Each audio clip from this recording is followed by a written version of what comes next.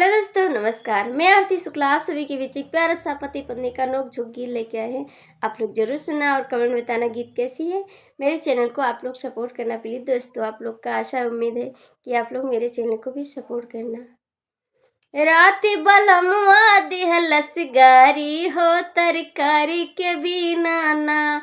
राति बलमुआ दिहलस गारी हो तरकारी के बिना ना।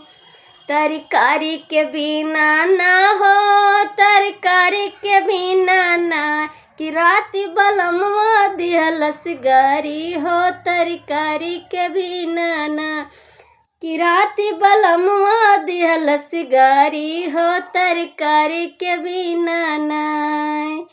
गारी तो गारी देले ऊपरा से मारी देले।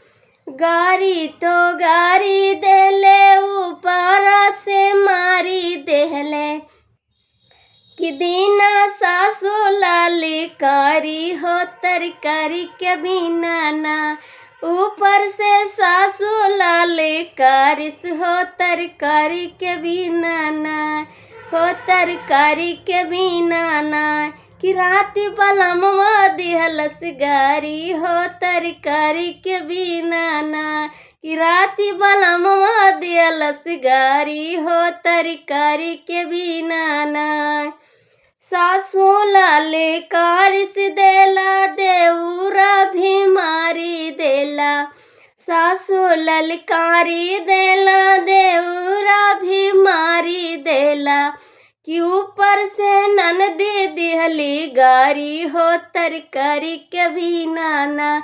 कि ऊपर से ननदी दिहली गारी हो तरकारी के बिना ना। कि राति बलमुआ दिहलस गारी हो तरकारी के बिना ना। कि राति बलमुआ दिहलस गारी हो तरकारी के बिना ना।